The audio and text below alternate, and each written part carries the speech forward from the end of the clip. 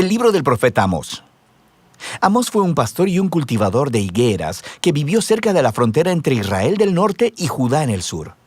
El norte había obtenido su independencia unos 150 años antes, recuerda Primera de Reyes capítulo 12, y estaba siendo gobernado por Jeroboam II, un exitoso líder militar. Él ganó una gran cantidad de batallas y de nuevos territorios para Israel y generó muchas riquezas.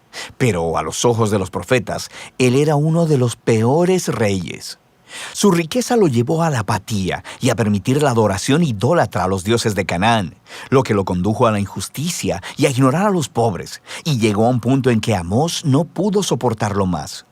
Él sintió que Dios lo llamó a ir hacia el norte, hasta Betel, una ciudad importante que tenía un gran templo, y empezar a anunciar la palabra de Dios al pueblo. Y este libro es una colección de los sermones, poemas y visiones que pronunció a lo largo de los años.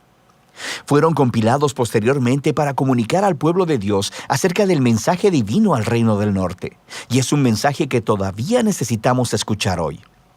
El libro tiene un diseño bastante claro. Los capítulos 1 y 2 son una serie de mensajes a las naciones y a Israel.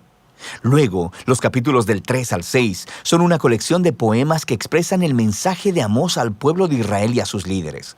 Los capítulos 7 al 9 contienen una serie de visiones que Amós experimentó, las cuales describen el venidero juicio de Dios sobre Israel. Entonces, el libro inicia con una serie de poemas breves que acusan a todos los vecinos de Israel de violencia e injusticia. Y esto es un poco extraño, porque la primera oración del libro dice que Amós va a hablar contra Israel. Pero mira cómo funciona esto. Conforme Amós está nombrando todas estas naciones vecinas, puedes ir a un mapa y ver que él está creando un círculo. Y cuando termina, Israel queda justo en el centro, como un blanco en la mira. Y sobre Israel, Amós desata una acusación poética que es 3 veces más larga e intensa que todas las demás. Él acusa a los ricos de Israel por ignorar al pobre y permitir graves injusticias en su tierra. Específicamente al permitir que el pobre sea vendido a la esclavitud y luego le niegan el acceso a la representación legal. Y Amós pregunta, ¿es esta la familia a quien le fue una vez negada la justicia y quien fuera esclavizada en Egipto? ¿La familia que Dios rescató de la opresión y la esclavitud? Se acabó la fiesta, dice Amós. Dios está harto de soportarlos. Y así, la introducción de la siguiente sección explica por qué.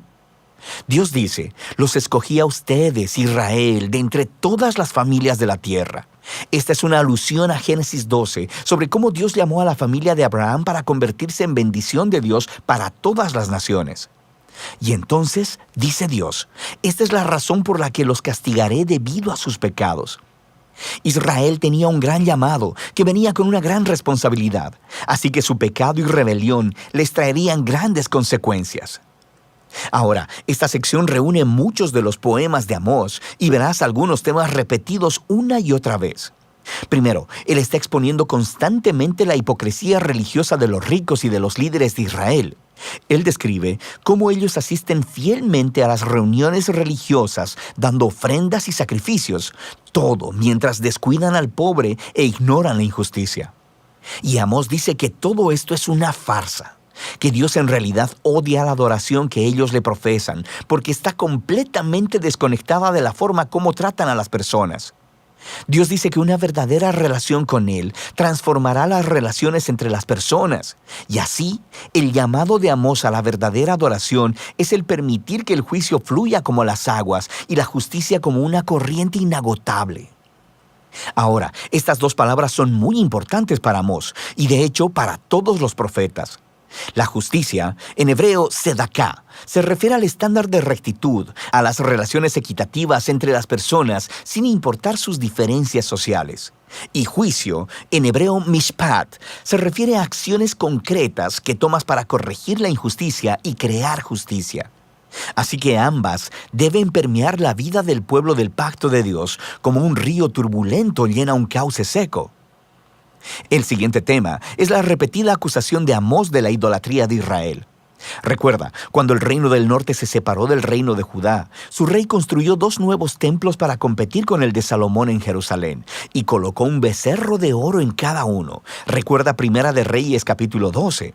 A partir de entonces, Israel no hizo más que acumular más ídolos, adorando a los dioses del sexo, el clima y la guerra.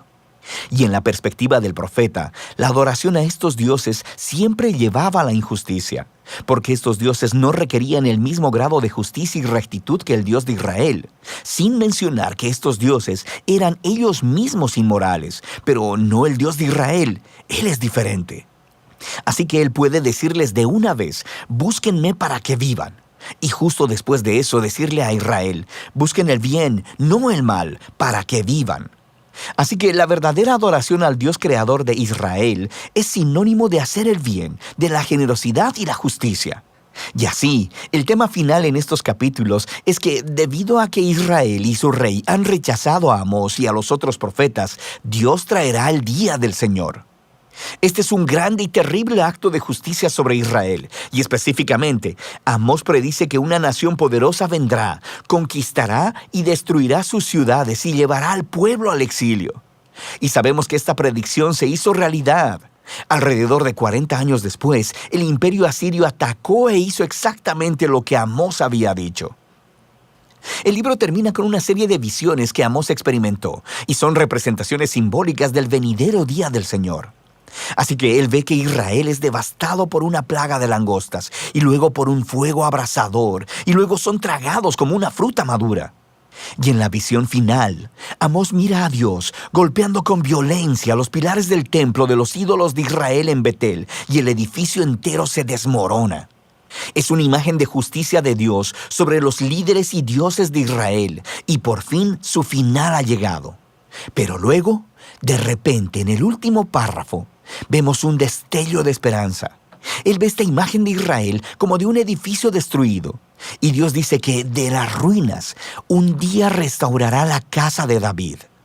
En otras palabras, Él traerá al futuro rey mesiánico de la línea de David y reconstruirá la familia del pueblo de Dios, la cual, sorprendentemente, se nos dice que incluirá personas de todas las naciones. Toda la devastación causada por el pecado de Israel y el juicio de Dios será revertida ese día.